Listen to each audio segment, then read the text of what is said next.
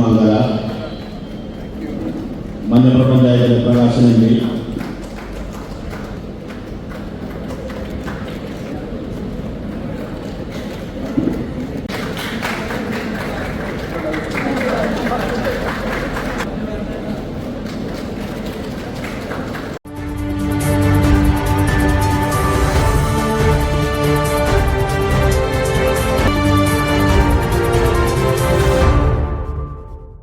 ഈ യോഗത്തിന്റെ അധ്യക്ഷൻ ശ്രീ ബിജു അവറുകളെ,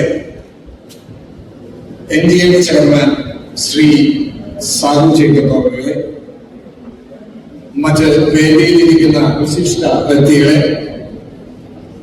എന്റെ ഏറ്റവും സ്നേഹം നിറഞ്ഞ നാട്ടുകാരെ,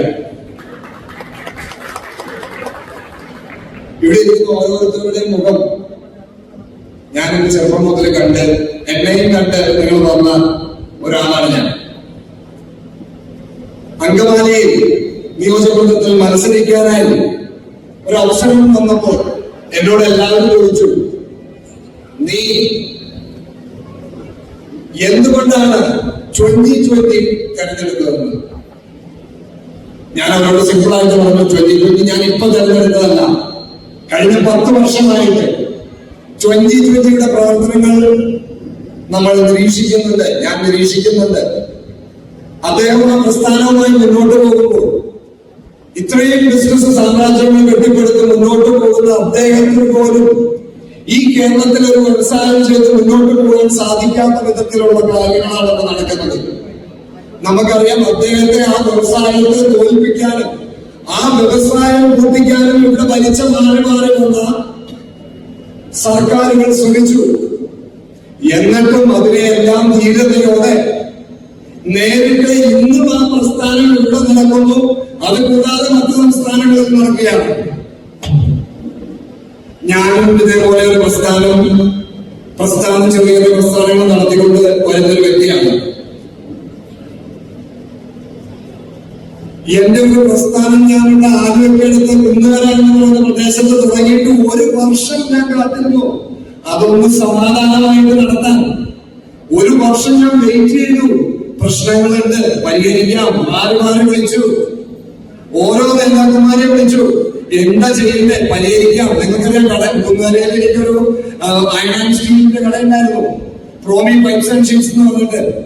1 വർഷം ഞാൻ വെയിറ്റ് ചെയ്യാണ്. കച്ചവടം നടക്കുന്നുണ്ട്, അവര് പ്രശ്നം ഉണ്ടാക്കുന്നുണ്ട്, തൊഴിലുറപ്പ് കയറ്റടക്ക പ്രശ്നങ്ങള്. ഞാൻ വെയിറ്റ് ചെയ്യാണ്. ഓക്കെ, ഒരു സംവിധാനങ്ങൾ നമ്മൾ ചെയ്യുമ്പോൾ നമ്മൾ ക്ഷമിച്ച് സമാധാനത്തോടെ നിൽക്കണം. ഞാൻ അവരുടെ നേതാക്കന്മാരോട് മാറി സംസാരിക്കുന്നു. ഒരു രക്ഷയുമില്ല, എന്നെ കൊണ്ട് ആ പ്രസ്ഥാനം പൊട്ടിച്ചു. ഇതാണ് ഒരു കച്ചവടക്കാരന്റെ അല്ലെങ്കിൽ ഒരു വ്യവസായം നടത്തുന്നവന്റെ അവസ്ഥ. ഇതെല്ലാം മാറണ്ടേ? നമ്മൾ തൊട്ടടുത്ത് കിടക്കുന്ന കിഴക്കമ്പലത്ത് അവിടുത്തെ ജനങ്ങൾ എങ്ങനെ ജീവിക്കണേ നമുക്ക് എല്ലാവർക്കും അറിയാം. അവിടെ പഞ്ചസാരയ്ക്ക് എത്ര വില, നമ്മുടെ അങ്കമാലിയിൽ പഞ്ചസാരയ്ക്ക് എത്രയാ കൊടുക്കണേ, അവിടെ വെളിച്ചെണ്ണയ്ക്ക് എത്രയാ, അവിടെ ഉള്ളിക്ക് എത്രയാ, പലചരക്ക് സാധനങ്ങളുടെ വില എത്രയാ. ഇതെല്ലാം കൊടുത്തിട്ടും ഞാൻ അവിടെ കഴിഞ്ഞ വർഷം 25 കോടി രൂപ അവർ മാറ്റിവെച്ചേക്കണം. അത് നമ്മുടെ മുമ്പിൽ പ്രൂവ് ചെയ്ത ആളാണ് ശ്രീ സാഹു ജേക്കബ്. അത് എന്തുകൊണ്ട് അങ്കമാലിയിൽ സാധിക്കുന്നില്ല എനിക്ക് മനസ്സിലാകുന്നില്ല. ഇത് എന്തുകൊണ്ട് കേരളത്തെ മറ്റു സ്ഥലങ്ങളിൽ സാധിക്കുന്നില്ല? ഇത് ചെയ്യാൻ പറ്റും. അതാണ് എന്നെ 2020യിലേക്ക് ആകർഷിച്ചത്. ഞാൻ ഈ രാഷ്ട്രീയത്തിലേക്ക് ഇറങ്ങുന്നത് എനിക്ക് ജീവിക്കാൻ വേണ്ടിയിട്ടല്ല. ഞാൻ രാഷ്ട്രീയത്തിലേക്ക് ഇറങ്ങുന്നത് മറ്റു നമ്മുടെ കിഴക്കമ്പലം പോലെയുള്ള നമ്മുടെ അയൽ സ്ഥലങ്ങളിൽ അവർക്കത് ചെയ്യാൻ സാധിക്കുമെങ്കിൽ എന്തുകൊണ്ട് അങ്കമാലിയിൽ നമുക്ക് ചെയ്യാൻ സാധിക്കുന്നില്ല? നമുക്കും പറ്റും. അതിനുള്ള നേതൃത്വം വേണം.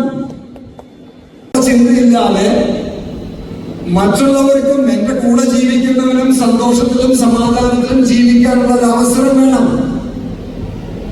ഞാൻ ജനിച്ച അന്ന് തുടങ്ങി കേൾക്കുന്നതാണ് അങ്കമാലിയിൽ ബൈപ്പാസ് വരും. ഇന്നേ വരെ വന്നിട്ടുണ്ടോ? NH-66 കഴിഞ്ഞ 2 കൊല്ലമായിട്ട് അങ്ങേയറ്റം നിന്ന് നമ്മളിവിടെ വരെ പണിയെത്തി കഴിഞ്ഞു. എത്രയോ കോടി രൂപയുടെ പദ്ധതിയാണ്. പക്ഷെ അങ്കമാലിയിൽ നമ്മുടെ മായത്തോട് നിന്ന് എയർപോർട്ടിലേക്കുള്ള വഴി കഴിഞ്ഞ 15 കൊല്ലമായിട്ട് അവിടെ കിടക്കാണ്, ഇന്നും പണിയാണ്. കാലടി പാലം അങ്കമാലിയിൽ നിന്ന് ഒരാൾക്ക് കോട്ടയത്തേക്ക് MC റോഡ് തുടങ്ങുന്ന വലിയ പട്ടണം, MC റോഡ് തുടങ്ങുന്ന സ്ഥലം കാലടി ഒന്ന് കഴിഞ്ഞ് കിട്ടണമെങ്കിൽ 4 മണിക്കൂർ. കാലടി കഴിഞ്ഞിട്ടുണ്ടെങ്കിൽ 4 മണിക്കൂർ ആ സമയത്ത് കോട്ടയത്തും ചങ്ങനാശ്ശേരിയിലും എത്താം. എത്ര വർഷമായി എന്ന് പറഞ്ഞിട്ട് ഇത് മാറി മാറി മാറി ഭരിക്കുന്ന സർക്കാരിന് അറിയാൻ പാടില്ലാണ്ടാണോ? ഇനി ഈ അങ്കമാലിയിൽ നേരത്തെ പറഞ്ഞ യുവാക്കളെ ഞാൻ നിങ്ങളോടാണ് പറയുന്നത്, നിങ്ങൾ ചെയ്യുന്നതിൽ ഒരു തെറ്റുമില്ല. നിങ്ങളും കാര്യം അവര് മാറിപ്പോവും, അവരെ ഓടിപ്പോവും. കാരണം എന്തുകൊണ്ടാണ്? യുവാക്കൾക്ക് ഈ അങ്കമാലിയിൽ ഒരു ഒരു ഒരു സ്റ്റേഡിയം ഉണ്ട്. അവർക്കൊന്നും കളിക്കാൻ ഒരു സ്റ്റേഡിയം ഉണ്ടോ? നമ്മുടെ അങ്കമാലിയിൽ ഒരു ടൗൺ ഹോൾ ഉണ്ടോ? വിശാലമായ ഒരു ടൗൺ ഹോൾ ഉണ്ടോ? ഒരു നീന്താനായിട്ട് സ്വിമ്മിംഗ് പൂൾ ഉണ്ടോ? ഇതിനൊന്നും സ്ഥലമില്ലാണ്ടാണോ? പൈസ ഇല്ലാണ്ടാണോ? എന്തെങ്കിലും കാര്യങ്ങൾ കഴിഞ്ഞ 10 വർഷമായിട്ടൊക്കെ ഒരു വ്യവസായം അങ്കമാലിയിൽ എന്തെങ്കിലും ഒരു പുതിയ വ്യവസായങ്ങൾ നമ്മൾ കണ്ടിട്ടുണ്ടോ? പുതിയ വ്യവസായങ്ങൾ തുടങ്ങിയിട്ടുണ്ടോ? ഇവിടെ തുടങ്ങാൻ സാധിക്കുന്നല്ലോ ഒന്നും, എല്ലാം കൂട്ടപ്പെടുകയാണ്. അപ്പൊ ഇതാണോ നമുക്ക് വേണ്ടത്? കഴിഞ്ഞ ദിവസം സാംസങ്ങളുമായിട്ട് സംസാരിക്കുമ്പോൾ നമ്മൾ പറഞ്ഞു, ഇവിടെ ഇരുന്നുകൊണ്ട് കുറച്ച് പേര് പറയും ബൈപ്പാസ് വേണം, ബൈപ്പാസ് വേണം, ബൈപ്പാസ് വേണം, ബൈപ്പാസ് വേണം എന്ന് പറഞ്ഞുകൊണ്ടിരുന്ന ബൈപ്പാസ് കിട്ടോ? ഇവിടെ ഇരുന്ന് നമ്മൾ ബൈപ്പാസ് വേണം ഇവിടെ എന്ന് പറഞ്ഞാൽ അത് ഇവിടെയാണ് നടക്കുള്ളൂ. ബൈപ്പാസ് വേണമെങ്കിൽ അതിന് വ്യക്തമായ പ്രൊജക്ട് റിപ്പോർട്ട് ഉണ്ടാക്കി അതിന്റെ കാര്യങ്ങൾ വ്യക്തമായിട്ട് അതിനകത്ത് പ്രതിപാദിച്ച് അതിന്റെ ചെലവടക്കം അത് എത്തിക്കേണ്ടവർക്ക് എത്തിച്ചാൽ, കേന്ദ്രത്തിൽ എത്തിച്ചാൽ, ശ്രീ നരേന്ദ്രമോദി ദാമോദർജിയുടെ മുമ്പിൽ എത്തിച്ചാൽ അത് നടക്കുമെന്ന് 100% ഉറപ്പിക്കുകയാണ് ഞങ്ങളെ ചെയർമാൻ ശ്രീ സാബു ജേക്കബ്. അതിൽ സാധിക്കുമെന്ന് ഉറപ്പ് നമ്മളോട് പറയുമ്പോൾ ഈ നയത്തോടുന്ന് എയർപോർട്ട് വരപ്പാൻ 15 വർഷമായി.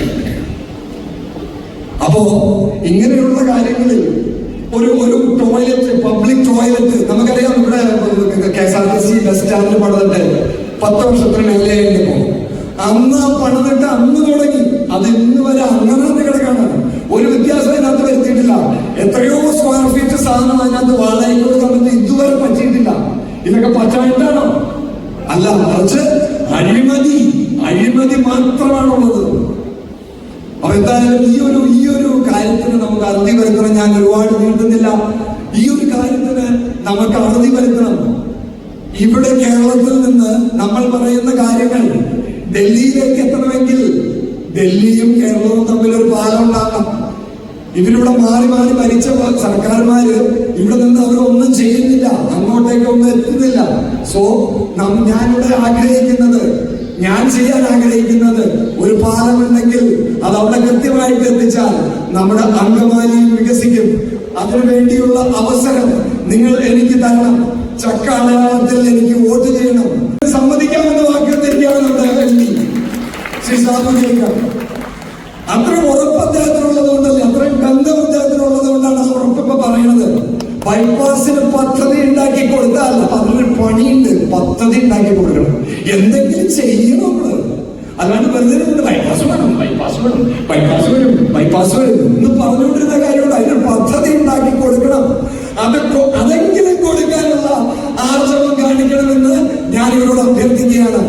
ഇത്രയും ഒരു ഉറപ്പ്, ഈ ബൈപ്പാസിന് പദ്ധതി, വ്യക്തമായ പദ്ധതി ഉണ്ടാക്കി കൊടുത്താൽ അത് ചെയ്യും എന്ന് എന്നെ നിങ്ങൾ വിജയിപ്പിച്ചാൽ അത് നമുക്ക് ഒരുമിച്ച് ചെയ്യാം.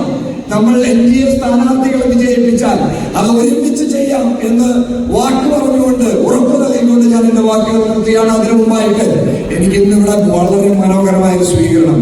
നേരത്തെ പറഞ്ഞു, ഞാനൊരു പരമ്പരാഗത രാഷ്ട്രീയക്കാരനല്ല, ഞാനൊരു കച്ചവടക്കാരനാണ്. പക്ഷെ എന്നിട്ട് പോലും ഇത്രയും വലിയ ഒരു പാർട്ടിയും ഇതിന്റെ മുന്നണിയോടുകൂടെ നിൽക്കാൻ സാധിച്ചപ്പോൾ നിങ്ങൾ എന്നെ സ്വീകരിക്കുന്നത് കണ്ട് എന്റെ കണ്ണ് പറയുകയാണ്. ഇത്രയും ഒരു അംഗീകാരം ഈ പാർട്ടിയിൽ, ഈ അങ്കമാലിയിലും എനിക്ക് കിട്ടുമ്പോൾ, ഓരോ മേഖലകളിൽ ഞങ്ങൾ ചെല്ലുമ്പോൾ, കാലടി, കൊച്ചമം, മലയാറ്റൂര്, കാടപ്പാറ, തുറവൂര്, മഞ്ഞപ്പുറ മേഖലകളിലൊക്കെ ഞാൻ ചെന്നപ്പോൾ നിങ്ങൾ നൽകിയ സപ്പോർട്ട്, എനിക്കിന്ന് ഇവിടെ തന്ന ഈ വരവേൽപ്പ്, ഇതെല്ലാം എന്റെ ജീവിതത്തിൽ ഒരു മുതൽക്കൂട്ടാണ്.